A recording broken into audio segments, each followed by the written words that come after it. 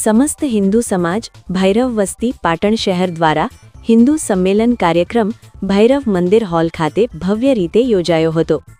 પ્રાચીન ઐતિહાસિક નગરી પાટણ શહેરના ભૈરવ મંદિર હોલ ખાતે તારીખ 14/2/2026 શનિવારના રોજ રાત્રે 8:30 કલાકે હિન્દુ સંમેલન કાર્યક્રમ ભવ્ય અને ધાર્મિક માહોલમાં યોજાયો હતો।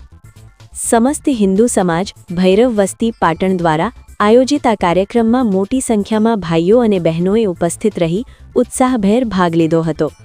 કાર્યક્રમમાં મુખ્ય આશીર્વાદ તરીકે હરિઓમ ગૌશાળા અનાવાડાના સંત શ્રી મુકુંદ પ્રકાશજી મહારાજ હાજર રહ્યા હતા। સંતશ્રીએ હિન્દુ સંસ્કૃતિ, સનાતન ધર્મ અને સામાજિક એકતા, જાતિ તથા વર્ણ વ્યવસ્થાના ભેદ અને મહત્વ વિશે પોતાના વિચારોનું માર્ગદર્શન આપ્યું હતું।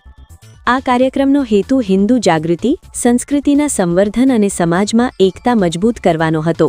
કાર્યક્રમ દરમિયાન ધાર્મિક તેમજ સાંસ્કૃતિક રજૂઆતો વિચારો રજૂ કરવામાં આવ્યા હતા, જેને ઉપસ્થિત હિન્દુ ધર્મ સાથે જોડાયેલ જનમેદનીએ પ્રશંસા કરી હતી।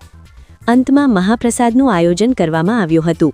સમગ્ર કાર્યક્રમ શાંતિપૂર્ણ અને સુવ્યવસ્થિત રીતે પૂર્ણ થયો હતો। આ કાર્યક્રમના સંયોજક સમસ્ત હિન્દુ સમાજ ભૈરવ વસ્તી પાટણ। પરેશ ઝાલા, બ્યુરો ચીફ, જય હિન્દ એક્સપ્રેસ ન્યૂઝ। હિન્દુની વ્યાખ્યા શું? ધર્મ સમ્રાટ સ્વામી કરપાત્રીજી મહારાજને કોઈ પૂછ્યું, ધર્મ સમ્રાટ હતા એ વખતે।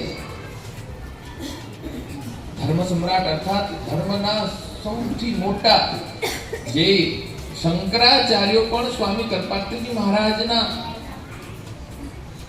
કહેવામાં હતા અને એવું અદ્ભુત એમનું જીવન હતું। ધર્મ સંગત, સાક્ષાત ચાલતા ફીરતા ધર્મ સ્વરૂપ એવા ધર્મ સમ્રાટ સ્વામી કરપાત્રીજી મહારાજ, જેમણે 1966માં તમે કદાચ સાંભળ્યું હોય તો તત્કાલીન સરકાર સામે એમણે ગૌ માતાને રાષ્ટ્રીય માતા ઘોષિત કરવા માટે અથવા ગૌ માતા ગૌ હત્યા બંધ કરાવવા માટે થઈને એમણે આંદોલન કરેલું। હજારો લાખો લોકો એ આંદોલનમાં દિલ્હીમાં ઉપસ્થિત હતા। આંદોલનને તોડી પાડવામાં આવ્યું હતું। એવા અદ્ભુત વિલક્ષણ મહાપુરુષ ધર્મ સમ્રાટ સ્વામી કરપાત્રીજી મહારાજને પૂછવામાં આવ્યું કે આ હિન્દુ શબ્દ જે છે એ હિન્દુ કોને કહેવો? ત્યારે ધર્મ સમ્રાટ સ્વામીજી કહ્યું કે જેના જીવનમાં 3 વસ્તુ છે, 3 વાતો છે, એ હિન્દુ છે। તો કે કઈ 3 વાતો? તો એમણે કહ્યું કે જે પુનર્જન્મમાં વિશ્વાસ કરે છે, શરીર અને આત્માનો ભેદ જાણી અને આત્મા એ કર્મ અનુસાર પુનર્જન્મમાં પુનઃ બીજા શરીરમાં જશે અથવા ભગવાનના ધામમાં જશે, એવો જે વિશ્વાસ રાખે છે એ હિન્દુ નથી રાખતો કે હિન્દુ નથી। તો પુનર્જન્મમાં વિશ્વાસ કે જીવાત્મા અને શરીર બંને અલગ અલગ છે। આત્મા શરીરમાંથી નીકળી અને એના કર્મો અનુસાર એને બીજી ગતિ પ્રાપ્ત થતી હોય છે। તો પહેલા તો એ બીજી વસ્તુ એમને કહી કે જે આપણા ધર્મ શાસ્ત્રોમાં વિશ્વાસ કરે છે, આપણા વેદ, પુરાણ, ઉપનિષદ, સંહિતા, સ્મૃતિઓ, એમાં જે વિશ્વાસ કરે છે એ હિન્દુ છે। અને ત્રીજી વાત કહી કે જે ગાયને માં માને છે અને ગૌ સેવામાં લાગેલો છે, ગૌ પ્રત્યે જેને પૂજ્ય ભાવ છે, આ 3 વસ્તુ જેનામાં છે એ હિન્દુ છે। જો આ 3 નથી તો એને હિન્દુ કહી શકાય નહીં। આજે આપણે હિન્દુત્વની વાત કરીએ છીએ ત્યારે આપણા બધાનું દુર્ભાગ્ય છે કે આપણે આપણા ધર્મનું પાલન નથી કરતા। આપણે આપણા ધર્મનું પાલન ખાલી આપણા સ્વાર્થ માટે કરીએ છીએ। ધર્મ સંગત આપણે જીવન નથી જીવતા। આપણે હિન્દુ છીએ, સનાતની કુળમાં જન્મ્યા છીએ, તો આપણા દરેકના મસ્તિષ્કમાં શિખા હોવી જોઈએ। આ હિન્દુની નિશાની છે, બાહ્ય નિશાની છે, પણ આપણે મસ્તિષ્કમાં શિખા નથી રાખતા। આપણા લલાટમાં તિલક હોવું જોઈએ, પણ આપણે તિલક નથી કરતા। આપણા ગળામાં તુલસી, કંઠી, રુદ્રાક્ષ, સ્ફટિક આદિ હોવું જોઈએ, નથી રાખતા। હિન્દુની બહુ દુર્દશા છે।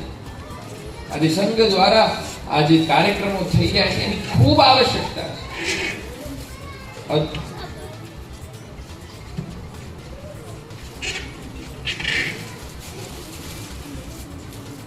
આપણે હિન્દુ સ્વયંને કઈ રીતે કહેવું? મને તો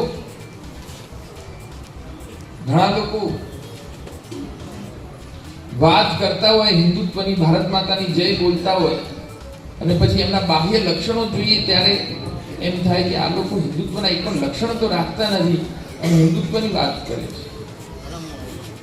હિન્દુના મસ્તિષ્કમાં શિખા હોવી જોઈએ, લલાટમાં તિલક હોવું જોઈએ, હૃદયમાં રાષ્ટ્ર પ્રત્યે સમર્પણ ભાવ હોવો જોઈએ, ગૌ માતા પ્રત્યે સમર્પણ ભાવ હોવો જોઈએ, સેવાનો ભાવ હોવો જોઈએ. વર્તમાનની સંપૂર્ણ વ્યવસ્થા એવી થઈ ગઈ છે કે લોકોને કાંઈ ધર્મથી લેવા દેવા નથી. લોકોને પોતાનો પરિવાર અને પરિવારમાં પણ હવે તો પરિવાર પણ નથી, પોતાનાથી જ લેવા દેવા, પોતાનાથી જ. આખો દિવસ મોબાઈલમાંથી ઊંચા નથી આવતા. આ મોબાઈલ પણ એટલું ભયંકર દૂષણ છે. હું તો માનું છું આ મોબાઈલમાં પણ જે એપ્લિકેશનો અને જે બધું આ બધું ચલાવવામાં આવે છે એ પણ આ વિશ્વના લોકોની કોઈ ને કોઈ એવી નીતિ છે કે જે આ ભારતના યુવાનોને બરબાદ કરવા માટે આમાં આ એક ષડયંત્ર છે, ભયંકર ષડયંત્ર છે અને આપણે ષડયંત્રમાં ફસાતા જઈ રહ્યા છીએ. કેવું જીવન થઈ ગયું છે? બધાનું જીવન સોશિયલ મીડિયાના દેખાવા માટે થઈ ગયું. સોશિયલ મીડિયાના દેખાવા માટે, પોતાના માટે નથી જીવતા લોકો, આત્મકલ્યાણ માટે નથી જીવતા, જગતને દેખાડવા માટે જીવે છે. ભગવત પ્રેમ, જગતની સેવા, રાષ્ટ્રની સેવા એના માટે નહીં, ખાલી ફોટો પડાવો અને પછી પાછું આપણા નિજ સ્વાર્થમાં લાગે, એવું અત્યારે લોકોનું જીવન થઈ ગયું છે. આપણે આપણા પરિવારમાં, આપણે હિન્દુ છીએ, સનાતની છીએ, તો આપણે આપણા પરિવારમાં આપણા દીકરાઓને સ્વયં પણ સવારે પૂજા, ઉપાસના, પાઠ દીકરાઓને પણ કરાવડાવીએ, હનુમાન ચાલીસા, મંત્રોપાસના, એમને નામ જપ શીખવાડીએ, એમને તિલક કરવાનું કહીએ, એમને મંદિર જવાનું કહીએ, તો આપણા હિન્દુત્વની રક્ષા થશે, આપણા સનાતન ધર્મની રક્ષા થશે. જો આ બધા સંસ્કારો નહીં આપીશું, એ મોટો થઈને બધું કરવાનું છે, નથી કરવાનું. એ તો એ મોબાઈલ વાળું જીવન જીવવાનું છે. અને એવામાં પછી આજથી 20-25 વર્ષ પછી અત્યારે જે તકલીફ પડી રહી છે એની આવવા વાળા સમયમાં તો કેટલી ભયંકર તકલીફ થશે કે હિન્દુઓને ભેળા કરવા, હિન્દુઓને એક કરવા. આજે બધા જાતિવાદ કરી રહ્યા છે, પોતપોતાની જાતિઓમાં પોતો બધા લાગેલા છે.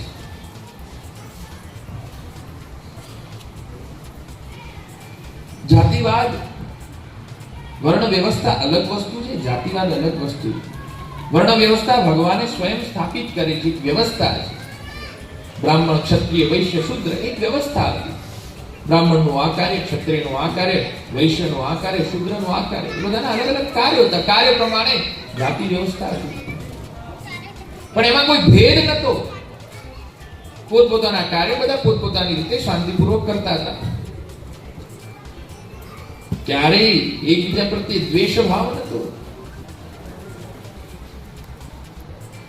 એ જાતિવાદની સ્થિતિ આ છેલ્લા અમુક વર્ષોમાં સ્થાપિત થઈ છે. સવારે પણ હિન્દુ સંમેલનમાં અમે કહ્યું હતું કે ભગવાનના જ મુખમાંથી બ્રાહ્મણ નીકળ્યો છે, બાહુમાંથી ક્ષત્રિય નીકળ્યો છે, ઉદરમાંથી વૈશ્ય નીકળ્યા છે અને ભગવાનના ચરણોમાંથી શૂદ્ર નીકળ્યા છે. જ્યારે ભગવાનના ચરણોમાંથી ચારેય નીકળ્યા છે તો પછી ભેદ શેનો? તો પછી ભેદ શેનો? કોઈ ભેદ નથી. ભગવાનના જ અંગી છે બધા. અને આપણો સનાતન ધર્મ તો કેટલો વિશાળ છે. મનુષ્યની તો વાત દૂરે, જીવ માત્ર પ્રત્યે સદભાવના. જો કૂતરા, ગધાડા, બિલાડા આદિ પ્રાણીઓ પ્રત્યે સદભાવની વાત હોય તો પછી આપસમાં મનુષ્યને એકબીજા પ્રત્યે દુર્ભાવના કેવી રીતે હોઈ જ ન શકે, હોવી જ ન જોઈએ. આપણો સનાતન ધર્મ બહુ વિશાળ છે, બહુ ઉદાર છે. કોઈ વ્યવસ્થાને કોઈ જો જાતિ ભેદ કે તો એ મનુષ્યની મૂર્ખતા છે. કોઈ વ્યવસ્થાને કોઈ જાતિ ભેદ કે તો મનુષ્યની મૂર્ખતા છે. જેમ કે મંદિરમાં પૂજા ઉપાસના એ વેદોક્ત બ્રાહ્મણ જે વેદ ભણ્યા છે, એ શિખર શુદ્ધ યજ્ઞોપવિત ધારણ કરે છે, એની આખી પરંપરા હોય છે, તો એ લોકોનો અધિકાર છે, એ લોકોની અંદર એમની સ્થિતિ છે, એમને એ માટે નિયુક્ત કરેલા છે, એ જ કરી શકે, એમના જનીનમાં એ છે. હવે એ કાર્યક્રમ બીજાને આપી દો તો એ જે કરી શકે એવી રીતે આ લોકો ન કરી શકે. એવી જ રીતે ક્ષત્રિય જે ગૌ બ્રાહ્મણ અને પ્રજાની રક્ષા કરી શકે, લડાઈ લડી શકે, એ લડાઈ શુદ્ર અને બ્રાહ્મણ ન લડી શકે, એ ક્ષત્રિય જ લડી શકે. ક્ષત્રિયોએ બહુ બલિદાન આપ્યા છે આપણા દેશમાં. વીર શિવાજી મહારાજ, महाराणा प्रताप, महाराजा छत्रसाल, बुंदेलखंड, इन्होंने बलिदान दिया है क्षत्रियों ने. तब आज कहीं न कहीं देश में उस समय अपने जो धर्म संस्थान अनेक मंदिरों की रक्षा हुई है उस समय, और आज हम भगवान का दर्शन कर पा रहे, तो वो क्षत्रियों का कार्य. कृषि का कार्य वैश्यों को दिया गया, वो अन्नदाता बने, और सेवा के कार्य जितने भी थे वो शूद्र को दिया गया. तो वो एक व्यवस्था थी, कोई भेद नहीं था. हमारे घर में भी जैसे अब सब लोग कहते हैं अरे मंदिरों में उनको उनको उनको, तो ये व्यवस्था है, उसको आप भेद मत मानिए. हमारे घरों में जब माता रजस्वला होती है तो क्या उनको रसोई में प्रवेश होता है? नहीं होता है ना. तो क्या नहीं होता, उसका मतलब उनके प्रति भेदभाव है? हाँ, वो एक व्यवस्था, मर्यादा, समझ रहे हैं ना, वो मर्यादा. तो हम व्यवस्था को, मर्यादा को जाति भेद बता करके और भी उस प्रकार से लग जाएंगे, तब तो फिर कोई वर्ण व्यवस्था रहेगी नहीं, वर्णाश्रम सब समाप्त हो जाएगा. तो वर्ण व्यवस्था एक व्यवस्था थी, उसमें कोई भेद नहीं था, उसमें कोई मतभेद नहीं था, वो एक व्यवस्था थी, व्यवस्था છે. ઓફિસોમાં જઈએ ત્યારે એક મેનેજમેન્ટ હોય છે કે મેનેજર હોય ત્યાં મેનેજર જ બેસે, ત્યાં પછી બધા સ્ટાફ વાળા જઈને ન બેસે, એક સ્ટેપ વાઇઝ બધાની પ્यून હોય તો પ્यून ની જગ્યાએ બેસે. अब कह दो कि भैया यहाँ तो सब एक दूसरे के प्रति भेद है, प्यून को बाहर बिठाते हैं, उनको वहां करते हैं, तो कोई व्यवस्था कैसे रहेगी? नहीं रहेगी ना, नहीं रहेगी. तो जाति वर्ण व्यवस्था सुसंचालन के लिए थी, नहीं कि एक दूसरे के प्रति भेदभाव प्रकट करने के. अधिक तो भेदभाव राजनीतिक लोगों ने प्रकट किया. राजनीतिक लोगों ने वोट बैंक के आधार पर ज्यादा ये कार्य कर लिया. और आज भी सब समाजों के सम्मेलन हो लगे, सब समाज एकत्रित होने. क्यों? क्योंकि बोले हमारे समाज सब एकत्रित रहेंगे तो ये नेता लोग हमारी ओर देखेंगे, हम हमारा शक्ति प्रदर्शन करेंगे, तो हमारे समाज का कार्य होगा, तो हमारे समाज का कार्य होगा.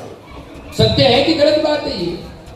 हम सब लोग समाजों में बटे हुए, सब समाजों में बटे हुए, समाजों तक सीमित होते जा रहे, पर हम उससे ऊपर उठ करके हम सब हिंदुत्व की बात करें, हम सब एक हो जाए, सारे समाज के लोग एक हो जाए और हिंदू राष्ट्र की मांग करें कि हमारा भारतवर्ष वह हिंदू राष्ट्र होना चाहिए.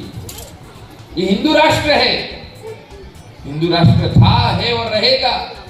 तो संविधान में भी यह हिंदू राष्ट्र घोषित होना चाहिए, तभी हम संरक्षित रहेंगे, सुरक्षित रहेंगे. पर घोषित कब होगा? जब हम सब लोग एक होकर के आवाज उठाएंगे कि हम सब हिंदू, सारे जाति वाले सब एक है, कोई हमारे में भेद नहीं है, तब फिर ये मांग होगी, तब फिर भारतवर्ष हिंदू राष्ट्र घोषित होगा. अब ये माताएं बहनें यहाँ बैठी है, सब लोग बैठे हैं, कोई अन्यथा मत लेना. अरे बोले महाराज क्या मतलब है हमको? हम तो हमारे ऑफिस जाएंगे, नौकरी करेंगे, बच्चे पढ़ाएंगे, बच्चों को विदेश भेजेंगे, काम धंधा करेंगे, हमको क्या मतलब है? पर भैया यदि हम समाज और राष्ट्र के साथ जुड़े हुए नहीं रहे, व्यक्तिगत जीवन जिया, तो आने वाले भविष्य में भारत में हिंदुओं को रहना मुश्किल हो जाएगा. इतने विधर्मी लोग बढ़ते जा रहे, तब फिर आपकी पीढ़ियां कितनी दुखी होगी. तो यह हिंदुत्व का कार्य है, राष्ट्रीय स्वयंसेवक संघ के द्वारा किया जा रहा है. अनेकों का बलिदान है। हमारे भारतवर्ष के जगत गुरु शंकराचार्य चारों ही और अनेक संत महापुरुष लगे हैं। देखो, हिंदुत्व की भावना, राष्ट्र प्रति समर्पण की भावना बिना आध्यात्मिकता के नहीं आ सकती। आध्यात्मिकता मानी भगवत पथ, भगवान के बताए हुए पथ पर चलना अथवा भगवान की ओर चलना, वो आध्यात्मिकता है। मानी धर्म के साथ जो जुड़ा हुआ रहेगा, संत परंपरा के साथ जुड़ा हुआ रहेगा, मठ मंदिर से जुड़ा हुआ रहेगा, उस व्यक्ति के अंदर अवश्य ही हिंदू राष्ट्र के प्रति सद्भाव रहेगा रहेगा रहेगा। हमारे जितने भी, हम तो समझते हैं कि जो राजाओं का शासन था वो वास्तव में अद्भुत था। राजाओं का शासन वास्तव में अद्भुत था, उसमें कोई उतना ज्यादा भेद नहीं था, सब सुव्यवस्थित चलता था। कितना अद्भुत शासन था, और पूरे राज्य की जिम्मेवारी उस राजा के ऊपर रहती थी।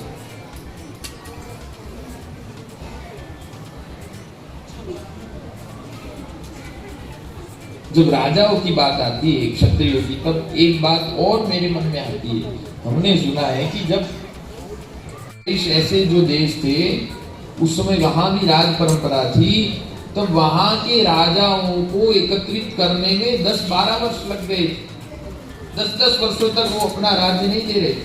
एक भारत ऐसा था जिसमें बहुत कम समय में, और वहां तो कितने थे, 10-12 ही राजा थे, पर वो एकत्रित नहीं हो पा रहे थे। भारत में 500 से 562 राजाओं को एकत्रित करना, 1 साल या 2 साल में पूरे देश के राजाओं ने अपना समर्पण करके और भारतवर्ष के निर्माण में सब एक राष्ट्र बनने में उन्होंने अपना समर्पण दिया है।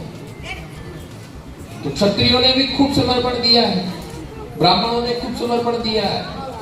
शूद्र जो अभी देखा आपने, भील, जिन्होंने सोमनाथ की रक्षा की, ऐसे कई भील राजा थे जिन्होंने राष्ट्र के लिए बलिदान दिया। तो सारी जातियों का समर्पण रहा है इस राष्ट्र को बचाने में, राष्ट्र को एक रखने में। किसी भी जाति की कोई कमी नहीं रही। अब भैया चारों ओर ऐसा जातिवाद का भूत चला है, हमको तो बड़ा विचित्र लगता है, वास्तव में बहुत विचित्र लगता है। कैसे समझाएं लोगों को, कैसे समझाएं?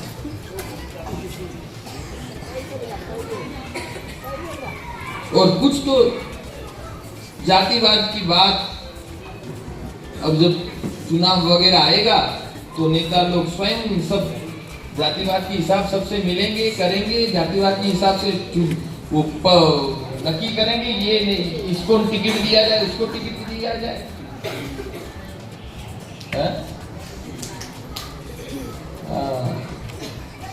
तो ये भूत जो है ना, जातिवाद का भूत, ये खतरनाक। इसलिए हमारा जो राष्ट्रीय स्वयंसेवक संघ पिछले कुछ वर्षों से इसके ऊपर काम कर रहा है। हम सब लोग एक होकर के इस जातिवाद को मिटाएं और हिंदू बन करके रहें। अपनी अपनी वर्ण व्यवस्था है, उसको जरूर संभालें, उसको तोड़ना नहीं है। अब कोई कहेगा मुझे, महाराज जी, कोई लोग कह रहे थे, बोले महाराज जी, यदि जातिवाद समाप्त हो जाएगा तो वर्ण व्यवस्था समाप्त हो जाएगी। वर्ण व्यवस्था और जातिवाद दोनों अलग अलग है। वर्ण व्यवस्था एक व्यवस्था, उसके अंदर रहते हुए हम सबके प्रति सुहृद भाव, हृदय में सबके प्रति बधाना प्रत्यय सद्भाव, આપણે ત્યાં તો સર્વ જીવ માત્ર પ્રત્યે સદ્ભાવ રાખવાની વાત છે। તો પછી કોઈ જાતિની તો ક્યાં વાત આવે? સર્વ જીવ,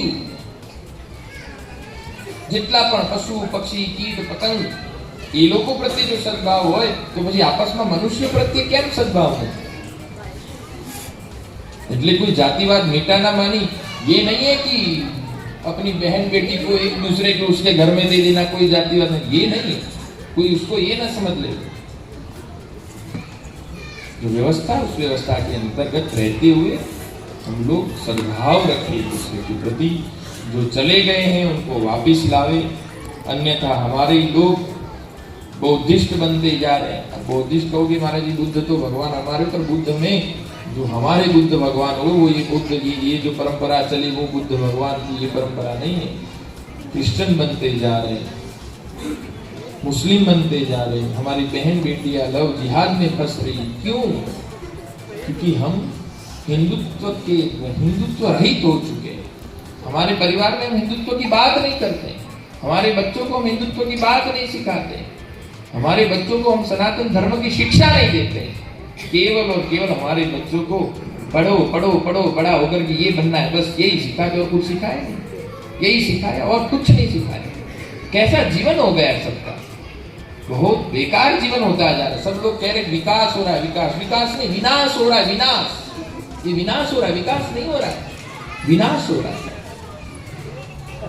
मनुष्य दुखी होता जा रहा है, पीड़ित होता जा रहा है, न शांति है उसके जीवन में।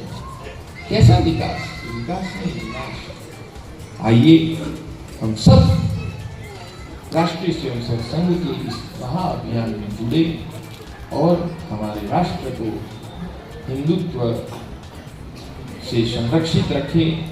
हम सबके जीवन में धर्म संगतता हमारे जीवन में हो, राष्ट्र प्रेम हमारे जीवन में हो और संघ के इस अभियान के साथ कंधे से कंधा मिलावे, संतों के साथ जुड़े। एक बात और हम कहना चाह रहे हैं, कुछ लोग संतों का या धर्म का या हिंदुत्व का आश्रय लेते हैं राजनीतिक रूप से स्थापित होने के लिए,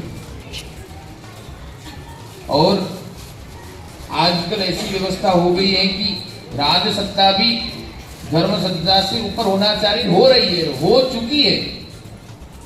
भारत में ऐसी स्थिति हो चुकी है कि राज सत्ता धर्म सत्ता से ऊपर हो चुकी है। ये नहीं होना चाहिए।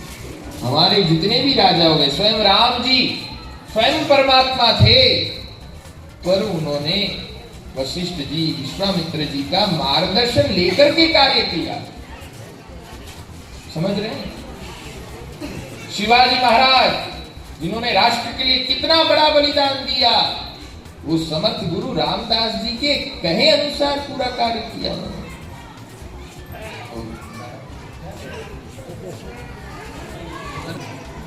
चंद्रगुप्त मौर्य, सारे राजाओं ने गुरुओं का मार्गदर्शन लेकर के ही कार्य किया। यद्यपि हमारे बड़ा प्रधान जी श्री नरेंद्र भाई मोदी जी धर्म संगत जीवन जी रहे, परंतु सब जगह पूर्ण रूप से आवश्यकता है कि सारी सत्ताएं, चाहे राज्य सरकार हो और भी कोई भी पद पे हो, वो सब लोग धर्म संगत होकर के राष्ट्र की सेवा में लगे रहे। हमको तो बड़ा अभी जब बात करते हैं ये सब, तब हृदय में बहुत बड़ी पीड़ा, कष्ट होता है और अंदर से क्रोध भी आता है, गुस्सा भी आता है।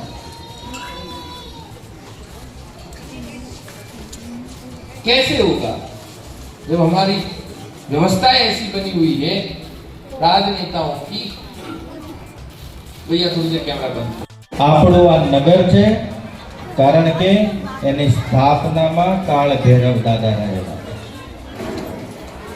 હિન્દુ ધર્મ યાદ આવે એટલે રાજા વિક્રમાદિત્ય યાદ આવે, કારણ કે વિક્રમ સંવંતથી આપણું વર્ષ શરૂ થાય છે અને વિક્રમ સંવંત એટલે આપણને યાદ આવશે ઉજ્જૈનમાં બેઠેલા કાલ ભૈરવ દાદા, ત્યાં બેઠેલા મહાદેવ શંભુ।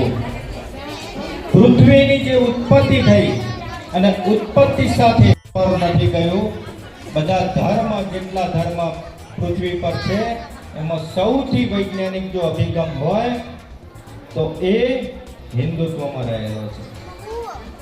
કેવી રીતે હિન્દુત્વ બીજા બધા જે ધર્મો છે એનાથી શ્રેષ્ઠ છે, આપણે કેમ શ્રેષ્ઠ છીએ એ વાતને જો પ્રતિપાદિત કરવી હોય તો વિશ્વમાં જેટલા ધર્મો છે એ કોઈ પણ ધર્મ એક જ તત્વની પૂજા કરે છે, પરંતુ જ્યારે હિન્દુની વાત આવે તો પંચ તત્વની પૂજા કોઈ પણ ધર્મમાં થતી હોય તો એકમાત્ર હિન્દુ ધર્મમાં છે। આપણે જ્યારે વહેલા ઉઠીએ છીએ ત્યારે આપણે ધરતી માતાને વંદન કરીએ છીએ, સૂર્યોદય થાય એટલે સૂર્યની પૂજા કરીએ છીએ. માતા જ્યારે રસોઈ બનાવવા બેસે રસોડામાં અગ્નિની પૂજા કરે છે. જ્યારે પણ ગામમાં કોઈ પણ શુભ પ્રસંગ હોય તો કળશમાં તમામ નદીઓના આહવાન સાથે આપણે કળશમાં જળની પૂજા કરીએ છીએ. તો જે પંચ તત્વ છે, આ પૃથ્વી ઉપર સૌથી અગત્યની બાબત છે કે પંચ તત્વ. તો હિન્દુ એ આ પંચ તત્વોની પૂજા કરે છે. જ્યારે બીજા બધા ધર્મોનો તમે અભ્યાસ કરશો તો મુસ્લિમ ધર્મ છે, ઇસ્લામ ધર્મ છે, રાત્રિની પૂજા કરે છે, ચંદ્રની પૂજા કરે છે, તારાઓની પૂજા કરે છે. પારસી ધર્મ તમે જોશો કે અત્યારે જે સૌથી ઇઝરાયલના લોકો છે, જેમણે ગુજરાતમાં શરણ લીધું, ઉદવાડામાં એમનો અગ્નિ પ્રજ્વલિત છે, તો એ અગ્નિની પૂજા કરે છે. જેટલા ધર્મોનો અભ્યાસ કરજો, પંચ તત્વોમાંથી એક જ તત્વની પૂજા એ લોકો કરે છે. પરંતુ આજે પાંચે પાંચ તત્વો છે એની જો કોઈ પૂજા કરતું હોય એકમાત્ર હિન્દુ ધર્મ છે, અને એટલા માટે આપણે સર્વશ્રેષ્ઠ છીએ. કુટુંબ વ્યવસ્થાનો લેખિત જો કોઈ ધર્મમાં દસ્તાવેજ હોય તો એ હિન્દુ ધર્મ પાસે છે, જેનું ઉદાહરણ છે રામાયણ. રામ જે જીવન જીવ્યા, જે કુટુંબ વ્યવસ્થામાં જીવન જીવ્યા, પિતાના એક શબ્દ ખાતર 14 વર્ષ વનવાસ કર્યો, સબરીના એકા બોર ગાધા, તો આ તમામે તમામ વસ્તુ જે રામે કર્યા છે એ મુજબ જીવન જીવવું એટલે હિન્દુ કુટુંબ વ્યવસ્થા. એ પછી આપણે જોઈશું કે મહાભારતમાં કૃષ્ણએ આપણને જે ઉપદેશ આપ્યો છે એ કુટુંબ વ્યવસ્થાનો સર્વશ્રેષ્ઠ ઉપદેશ છે. એ જ છે કુટુંબ વ્યવસ્થાનું ઉદાહરણ. અને આ બધું જ યાદ કરાવવા માટે હવે કેમ જરૂર પડી રહી છે આપણને? તો જ્યારે પણ આપણે કોઈ પણ ધાર્મિક કાર્યક્રમ હોય આપણા ઘરે, સત્યનારાયણ ભગવાનની કથા હોય કે હોમ હવન હોય, એ વખતે એક સંકલ્પ પહેલા લઈએ છીએ કે જંબુ દ્વીપે ભરતખંડે ભરત વર્ષે આર્યાવર્તે, ભારત દેશના ગુજરાત રાજ્યના પાટણ નગરના હું, મારું ગોત્ર આ છે, મારું નામ આ છે, મારા પિતાનું નામ આ છે. અને એ સંકલ્પ સાથે આપણે ધર્મ કાર્યની શરૂઆત કરીએ છીએ. તો જંબુ દ્વીપ એટલે શું? આપણને આપણો ધર્મ યાદ કરાવે છે. તો અત્યારે જે એશિયા ખંડ છે એના 48 દેશ એ વખતે જંબુ દ્વીપ હતા. એટલે કે મક્કાથી લઈને મલેશિયા સુધીનો સંપૂર્ણ વિસ્તાર એ હિન્દુઓનો વિસ્તાર હતો. 48 દેશ હતા. એ આપણને એ સંકલ્પ યાદ કરાવે છે. ભારત વર્ષ એટલે શું? આજનું ભારત નહીં, પરંતુ અફઘાનિસ્તાનથી લઈ અને શેખ ઇન્ડોનેશિયા સુધીની જે ભૂમિ હતી 18 દેશ એ ભારત વર્ષ હતા. ભરતખંડ એટલે આજનું જે એશિયાનો અડધો ભાગ એ ભરતખંડ હતો. આટલો વિસ્તાર આપણો હતા. સિકુડતા હવે માત્ર જે અત્યારનું 1947 પછીનું ભારત છે ને એમાં હિન્દુઓ રહ્યા છે. અને એ પણ સંખ્યા જ્યારે જનસંખ્યા ઘટી રહી છે, એકમાત્ર વિશ્વમાં હિન્દુઓને રહેવા માટે એક દેશ રહ્યો છે ભારત, એમાં પણ હિન્દુ જનસંખ્યા ઘટી રહી છે. ત્યારે છેલ્લા 100 વર્ષથી આ હિન્દુઓ માટે રહેવાવાળા દેશને ફરીથી હિન્દુત્વ યાદ અપાવવા માટે રાષ્ટ્રીય સ્વયંસેવક સંઘ શાખાઓ દ્વારા વ્યક્તિ નિર્માણથી રાષ્ટ્ર નિર્માણ ફરીથી હિન્દુઓને જગાડવા માટેનું કામ કરી રહ્યું છે. અને એટલા માટે આ હિન્દુ સંમેલન છે.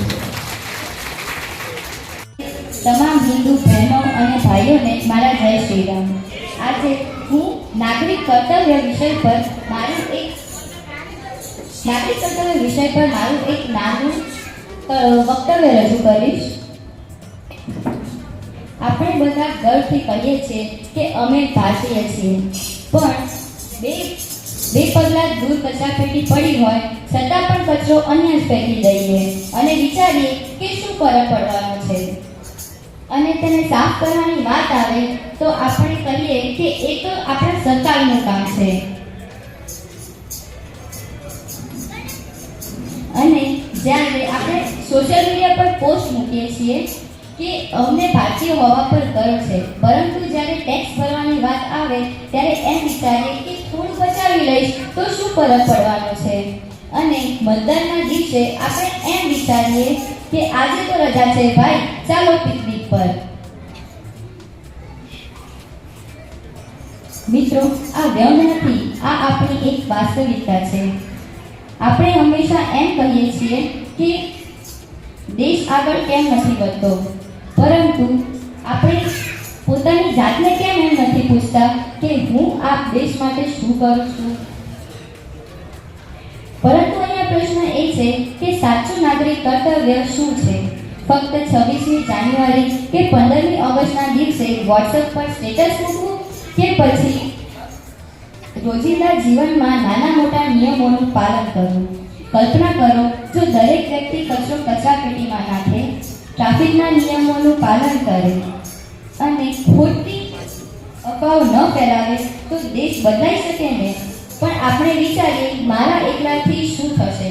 આપણા દેશમાં 140 કરોડ નાગરિકો છે. જો દરેક નાગરિક એમ વિચારશે કે મારા એકલાથી શું થશે, તો પછી દેશને બદલશે કોણ? સાચું નાગરિક કર્તવ્ય એ છે કે આપણે કાયદાનું પાલન કરીએ, પર્યાવરણને બચાવીએ, સામાજિક સૌહાર્દ જાળવીએ અને સૌથી મહત્વનું, ફરિયાદ કરતા પહેલા આપણે પોતાને સુધારીએ. ચાલો આજે આપણે નક્કી કરીએ કે આપણે ફક્ત સોશિયલ મીડિયા વોરિયર નહીં, પરંતુ વાસ્તવિક જીવનના જવાબદાર નાગરિક બનીએ. કારણ કે દેશ બદલવાની રાહ નથી જોતો, દેશ બદલાય છે જ્યારે નાગરિક બદલાય છે. ધન્યવાદ. આમંત્રિત મહેમાનો, તેમજ અહીંયા બહોળી સંખ્યામાં ઉપસ્થિત માતૃશક્તિ, તો અત્યારમાં ભારતભરની અંદર એ હિન્દુ સંમેલનો થઈ રહ્યા છે. તો હિન્દુ સંમેલનનો ઉદ્દેશ શું? તો એનો ઉદ્દેશ શું છે? તો ભાઈ હિન્દુને જાગૃત કરવા. તો શું હિન્દુ પહેલા જાગૃત નતા? જાગૃત તો હતા. દેશની સંસ્કૃતિની વાત ઘણા બધા વક્તાએ કરી છે. આ ભારત દેશ જેવું કહેવાય છે કે શબ્દ એક શોધું નાખી સંહિતા નીકળે, શબ્દ એક શોધું નાખી સંહિતા નીકળે, કુવો એક ખોદું અને આખી સંહિતા નીકળે. જુદી તાસીર છે આ ભારત દેશની કે ત્યાં મહાભારત વાવું અને ગીતા નીકળે. અને હજી એ ધબકે છે અહીંયા લક્ષ્મણની રેખાઓ કે જ્યાં રાવણો આવે તો હજી આ ધરતીમાંથી જે છે રાવણો બીતા બીતા નીકળે. આ ધરતીની તાકાત છે. મેં અહીંયા જે છે આપની માતૃશક્તિનો આમ તો વાત કરતા તો 10 મિનિટ પણ ગરબો ખૂબ લાંબો ચાલ્યો, પણ એમનો જે આનંદ હતો, મને એવું લાગે કે આ ગરબાના માધ્યમથી જ્યારે દયારામ પોતે ગરબા ગાતા હશે, માં બહુચરના પોતે ગરબી ગાતા હશે, ત્યારે એ વખતનું દ્રશ્ય અહીંયા આપણને મને નજરે જોવા મળે. આપણે જે 51 શક્તિપીઠ છે, એ 51 જે એ દેવીઓના ગરબાઓ આપ રજૂ કરો છો, તો આના કારણે જે છે સનાતન ધર્મ 100% બચવાનો. અને આ સનાતન ધર્મ અને હિન્દુ ધર્મના રક્ષણ માટે ભારતના ઇતિહાસની અંદર આપણે ડોક્યુ કરીએ તો આપણને ખ્યાલ આવે કે શિવાજી મહારાજના ભડતરમાં કોનો હાથ હતો? તેમના માતા જીજાબાઈનો હતો.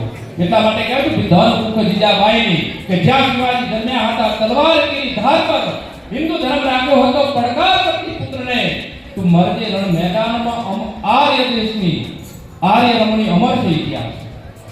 જો શિવાજી મહારાજ જીજાબાઈ ના હોત તો શિવાજી મહારાજ પેદા જ નથી શક્યા હોત. જ્યારે શિવાજી મહારાજ નાના હતા ને એ વખતે જીજાબા પોતે એ શિવાજી મહારાજને થોડું ઝેર આપતા હતા. એટલે બીજા બેને કીધું કે જીજા તો ગાડી બીજી છે, આપણા નાના બાળકને તું ઝેર આપીશ? અને ત્યારે આ ભારત વર્ષની એ જીજાબાઈ કહે છે કે મારો શિવો જ્યારે મોટો થશે અને જ્યારે ધર્મના ધીંગાણા એને ખેલવા પડશે અને એ વખતે મારા શિવાને કોઈ કપટથી ના મારે અને ઝેર પણ પચાઈ શકે, એટલા માટે હું ઝેર આપું. એના માટે તો આપણું જે છે એ ધર્મ ટકી ગયો. શિવાજી મહારાજ જન્મ્યા મહારાજની અંદર પણ એના આપણા હરડા કહીએ છીએ કે આફમાં ઉગ્યો ચાંદલો હોય બીજા બાઈને આવ્યા બાળરે બાળુરાને માત હિંચોડે અને તળતર ડુંગરા ડોળે પેટમાં ભોડી સાંભળેલી બાળે રામ લક્ષ્મણની વાતી માં જીજાબા જ્યારે પેટમાં શિવો હતો ને એ વખતે રામ લક્ષ્મણની વાર્તા ઉપદેશ શીખવાડે અને ત્યારે શિવાજી મહારાજ જે છે ઉત્પન્ન થશે। મહારાણા પ્રતાપ स्वर्ण की धरती गंध गुलाबी ये चंदन की पार्टी है मात भरो और तिलक करो ये सिंदूरी माटी है शीश कटा पर झुका नहीं ये रणभूमि हल्दी घाटी ये रणभूमि हल्दी घाटी ની અંદર દેવંતા બાએ એવો વીર તૈયાર કર્યો કે આખા ભારતના બધા રાજ્યો એ અકબર હમ ઝૂકી ગયા હતા પરંતુ એક રાજ્ય એવો હતો કે જે આજીવન પોતે અકબર સામે ના ઝૂક્યો એ હતો મહારાણા તો એના ઘરમાં કોનાની માતાનો ફાળો આવા તો ઘણા બધા ઉદાહરણ પરંતુ આપણો દેશ ગુલામ ના માટે છે। આપણા મનનો પ્રશ્ન છે હમણાં આપણે જોયું વીર હમીરસિંહ ગોહિલનું નાટક તો એવું તો શું બન્યું કે આપણા દેશની અંદર સોમનાથ મંદિર 17 વખત એક વખત બે વખત ત્રણ વખત ચાર વખત પાંચ વખત છ વખત ની 17 વખત એ સોમનાથનું મંદિર એ લૂંટાણુંનું કારણ શું હતું? આપણે ખબર છે અત્યારમાં ભવ્યથી ભવ્ય સોમનાથ ઊભું છે પરંતુ એ મંદિર 17 વખત એ મુસ્લિમોએ આ મંદિરને તોડેલું છે એનો ઇતિહાસ છે પરંતુ તેમ છતાં પણ જે છે એનું એવું તો શું કારણ બન્યું?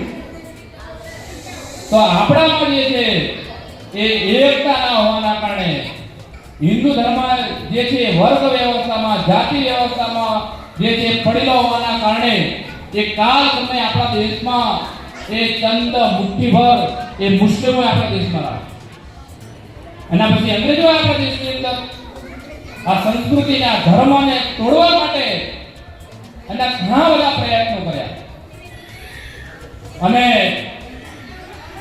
તમે જો આવા નવા પ્રયત્નો રહ્યા અત્યારમાં તો આપણે ગુલામીમાંથી આઝાદી મળી છે પરંતુ આવા નવા એકમાત્ર ભારત દેશ એવો છે કે જ્યાં સૌથી વધારે હિન્દુઓની વસ્તી છે પણ હાલ વસ્તી ઘટી રહી છે એ પણ લાલ બત્તી સમાન તો એનું કારણ શું છે?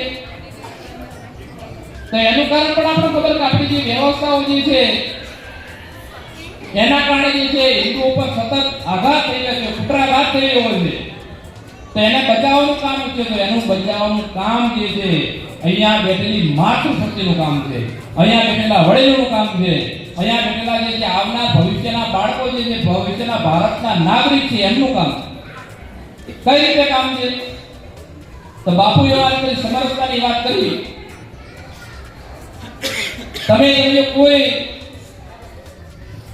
મુસ્લિમના હોટલમાં આપણે કહીશું પરંતુ કોઈ નીચ જ્ઞાતિનો આવશે ને આપણને ખાવાનું કહે છે તો આપણા ઘરે એના ઘરે આપણા ઘરે અલગથી વાસણ આપીશું એને આપણા ઘરે ખવડાવીશું નહીં અને એના કારણે જે છે એ ધીમે ધીમે એ પોતે બીજા કોઈ પ્રકારનો ધર્મ તમે જુઓ કે ભગવાન રામ પોતે ક્ષત્રિય હતા અને એ 8 વર્ષની કન્યા એના ગુરુ માર્તન પૂછે કીધું કે તારી ઝૂંપડીએ મારો રાઘવ આવશે મારો રામ આવશે અને એ 8 વર્ષની કન્યા રોજ પોતે રાઘવ આવવાની રામ આવવાની પોતે રાહ જોવે છે આમ તમે જો ફૂલડા બીછાય તે પોતે ફૂલડા બીછાવે છે રોજ એઠા બોર કાપે છે એને વિશ્વાસ હતો કે મારી ઝૂંપડીએ રામ આવશે ને આવશે અને એ 8 વર્ષથી 80 વર્ષની ઘરડી ડોસી હતી એ વખતે ભગવાન રામ એની ઝૂંપડી આગળ સબરી માતા પોતે ભીલ હતી અને તેમ છતાં પણ એ સબરી માતાના હેઠા બોર ભગવાન રામે કાઢેલા ભગવાન રામ પોતે સમરસતાના પ્રહેરી આપણે પણ છે આપણે સમરસતાના પ્રહેરી બનવું પડશે। તમે જો હમણાં આપણા પાટણની અંદર બાપુના આશ્રમની અંદર જ્યારે ગૌ કથા થઈ તો 51 વાલ્મીકી દીકરીઓ 51 વાલ્મીકી દીકરીના હાથે ભાઈશ્રી વ્યાસપીઠ પર ખોદી મૂકવામાં તો આપણે આવા નાના પ્રસંગોની અંદર આપણા ઘરના પ્રસંગોની અંદર તમે જો આપણે બધા સોસાયટી મહોલ્લામાં રહીએ છીએ તો સોસાયટી મહોલ્લાને સાફ કરનાર કોઈ બહેન હશે કોઈ વાલ્મીકીની દીકરી હશે તો એને શું આપણું ઘરમાં એના આપણે જે છે આપણા પ્રસંગમાં ના બોલાઈ શકાય આપણા ઘરે જે છે ને બેસાડીને ભોજન ના આપી શકાય તો આ ભેદભાવ સમાજમાંથી દૂર થાય એના માટેનો પ્રયત્ન. બીજો પ્રયત્ન જે છે એ પોતે આપણે આપણા જીવનની અંદર તમે જો બહેનો શાકભાજી લેવા માટે જાય, કોઈ વસ્તુ લેવા માટે જાય, તો આપણે શક્ય હોય ત્યાં સુધી એ પ્લાસ્ટિક આપણા ઘરમાં ઓછું આવે એના માટેનો પ્રયત્ન. આપણે વાસણ ધોવા માટે જોઈએ તો પાણી ઓછું બગડે એના માટેનો પ્રયત્ન. કારણ કે આવનાર સમયમાં એ એવું થશે કે પાણી માટે મહાભારત થવાનું, પાણી માટે વિશ્વ યુદ્ધ થવાનું છે. અને એના સંકેત તમે જો કે આપણે દક્ષિણ આફ્રિકાનું ડર્બન સિટી છે, આપણું ભારતનું બેંગ્લોર સિટી છે, ત્યાં પાણીની ખૂબ મોટી સમસ્યા. તો એના માટેનો આપણે પોતે પ્રયાસ કરીએ. ત્રીજી વાત એ છે કુટુંબ વ્યવસ્થા. ભારતની અંદર આ હિન્દુ ધર્મ અને એકમાત્ર કારણ હોય તો એ આપણી કુટુંબ વ્યવસ્થા. હવે કુટુંબ વ્યવસ્થા શા માટે?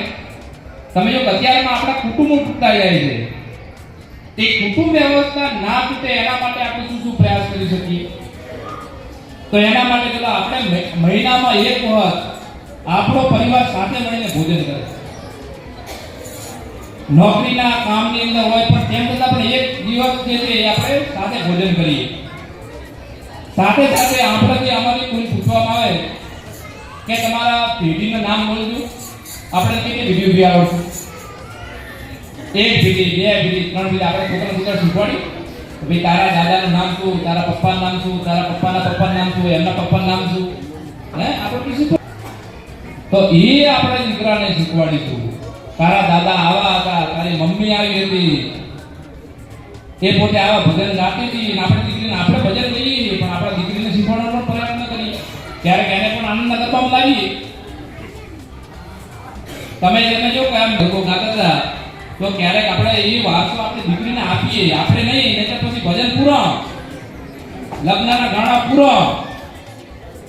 તમે જો આપણે જે છે આમાંથી લગ્નના આપણે ગીતો જે છે લાવવા પડે છે, પરંતુ ગ્રામીણ ક્ષેત્ર ઘણા બધા મેં જોયું, ઘણા બધા પાઘડીવાળા પણ છે, ગ્રામીણ સંસ્કૃતિના પોષક ઘણા બધી માતાઓ બહેનો બેઠી છે, એમને બધું આવડતું છે, ગાણા ગાતા આવડતા છે, ભજન ગાતા આવડતું હશે, શ્રાવણ મહિનામાં ભજન ગાતા છે, પણ નિત્ય પછી શું?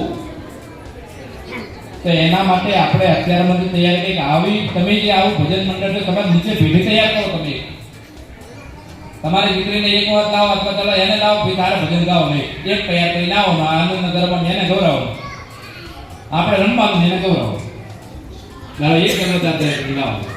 આપણે શરૂઆત કરવી પડશે તો આવનાર પેઢી તૈયાર થશે.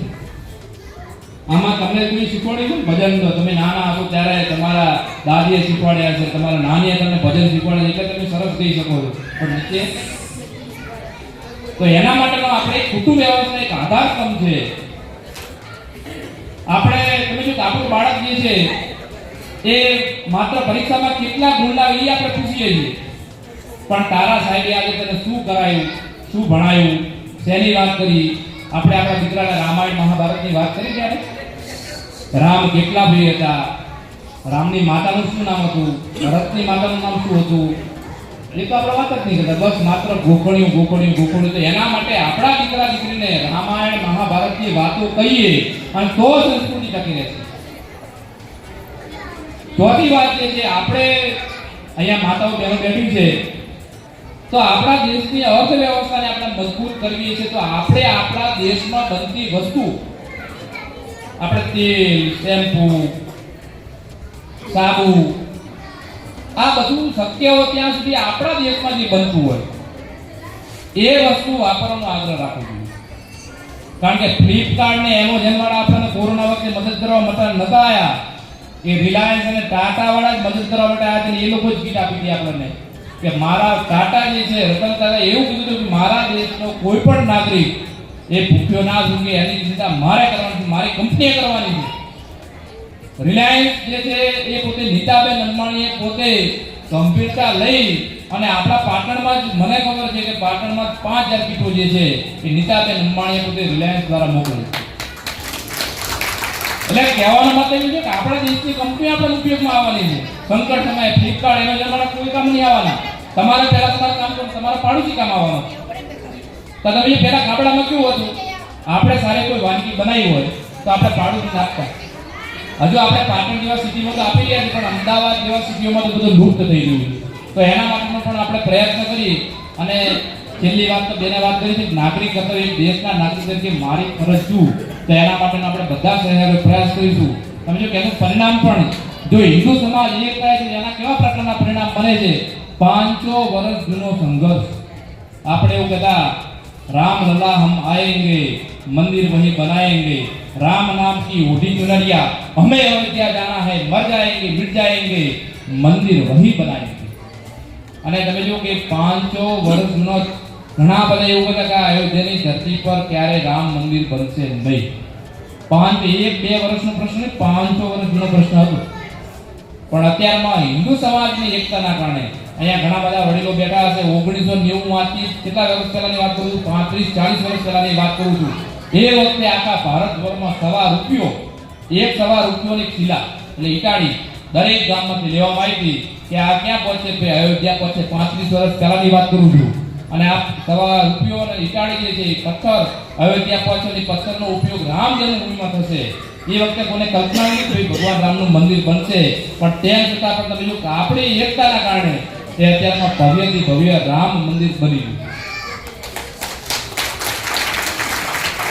આજ રોજ રાષ્ટ્રીય સ્વયંસેવક સંઘના 100 વર્ષ પૂર્ણ થતાં પાટણ શહેરના તમામ વિવિધ વિસ્તારોમાં હિન્દુ સંમેલનના કાર્યક્રમ યોજવામાં આવ્યા હતા. તે અનુસંધાને આજે પાટણના ભૈરવનગર વિસ્તારની તમામ સોસાયટીના ભાઈઓ બહેનો દ્વારા ભૈરવ વસ્તીનું એક ભવ્યથી ભવ્ય હિન્દુ સંમેલન યોજાયો. તેમાં માતાજીનો આનંદ ગરબો અને હિન્દુ ધર્મ પ્રત્યે માતા બહેનો, દીકરી, ભાઈ બહેનોને જે જાગરણ હિન્દુ પ્રત્યે કે આપણે કેવી રીતે એક હિન્દુ ધર્મ પ્રત્યે જીવન જીવી રહ્યા છે તેનું એક શીખવામાં આવ્યું છે. તે અનુસંધાને આજરોજ એક કાર્યક્રમ યોજવામાં આવ્યો હતો અને બહુ જ સારી પબ્લિક હિન્દુ માતા બહેનો અહીંયા ઉપસ્થિત રહ્યા હતા. તે બદલ સૌનો અમે ખૂબ ખૂબ આભાર વ્યક્ત કરીએ છીએ. આથી આપણા તમામ હિન્દુ માતા બહેનો ભાઈઓને એક જાગૃત થવા એક મેસેજ એવો મળશે કે આપણે આપણા હિન્દુ ધર્મ પ્રત્યે થોડું જાગૃત થવું જોઈએ અને જે આપણા પહેરવેશ છે એ થોડા સુધારવા જોઈએ આપણે, કે જેનાથી આપણી બહેન દીકરીઓને કોઈ અડચણરૂપ ના થાય. એમને પણ જે ગૌ માતા વિશે કીધું તે ખરેખર સત્ય હકીકતને સાચું કીધું છે કે ગૌ માતાની ખરેખર રક્ષા કરવી જોઈએ. મારું નામ જીલ મોદી. दर्द को कहाँ तक पाला जाए, युद्ध को कहाँ तक टाला जाए, तू भी है राणा का वंशज, है जहाँ तक भाला જાય. એટલે આપણે સૌ મહારાણા પ્રતાપ અને શિવાજીના વંશજ છીએ. તો શિવાજી ને મહારાણા પ્રતાપે હિન્દુ ધર્મ અને હિન્દુ સંસ્કૃતિને બચાવવા માટે મધ્યયુગની અંદર ખૂબ પ્રયત્ન કરેલા. વર્તમાન સમયની અંદર એ હિન્દુત્વ અને હિન્દુ પોતે જાગૃત થાય એના માટે આ પ્રકારના ભારતભરની અંદર એ હિન્દુ સંમેલનો થઈ રહ્યા છે. હિન્દુ જાગૃત શા માટે? કારણ કે હિન્દુ એ પ્રકૃતિનો પોષક છે, હિન્દુ એ સંસ્કૃતિનો રક્ષક છે, હિન્દુ એ પોતે સર્વભવંતુ સુખિનઃ સર્વે સંતુ નિરામયા ને વિચારસરણી સાથે ચાલવાવાળો વર્ગ છે. એટલા માટે હિન્દુ એ અને હિન્દુત્વ જાગૃત થાય એના માટે આ પ્રકારના હિન્દુ સંમેલનો થઈ રહ્યા છે. ઘણા બધા એવા નેતાઓ પણ છે, જેમ કે તમિલનાડુના મુખ્યમંત્રી તો પણ પોતે કહે છે કે પોતે આ સનાતન ધર્મ તો એક મચ્છર છે, એને મચ્છરની જેમ મચડી નાખીશ. પરંતુ એના પ્રત્યક્ષમાં આપણે કહી શકીએ કે જો સનાતન નહીં મિટા रावण की हुकार से, जो सनातन नहीं मिटा रावण की कंस की हुकार से, वो सनातन को क्या मिटाएंगे. आजकल के ऐसे लोगों जिसने मतलब सनातन धर्म को मिटाने का काम किया, तो आओ सनातन धर्म और हिंदू धर्म ये प्रकृतिનો પોષક અને પ્રકૃતિનો રક્ષક છે. એનું મૂળ મંત્ર છે સર્વભવંતુ સુખિનઃ સર્વે સંતુ નિરામયા સર્વે ભદ્રાણી પશ્યંતુ માં કચિત દુઃખ ભાગવત ભવ. તો હિન્દુ ધર્મની મુખ્ય વ્યવસ્થા છે કુટુંબ વ્યવસ્થા. તો કુટુંબ વ્યવસ્થા એનો આધાર સ્તંભ છે. અંગ્રેજોના સમયની અંદર મેક્યુલો શિક્ષણ પદ્ધતિના કારણે આ કુટુંબ વ્યવસ્થા પર ખૂબ કુઠારાઘાત કરવામાં આવેલા હતા. પરંતુ તેમ છતાં પણ આજે પણ આ હિન્દુ ધર્મ જે છે એ બચી રહ્યો છે એનું કારણ છે ભારતીય કુટુંબ વ્યવસ્થા. નિલેશ.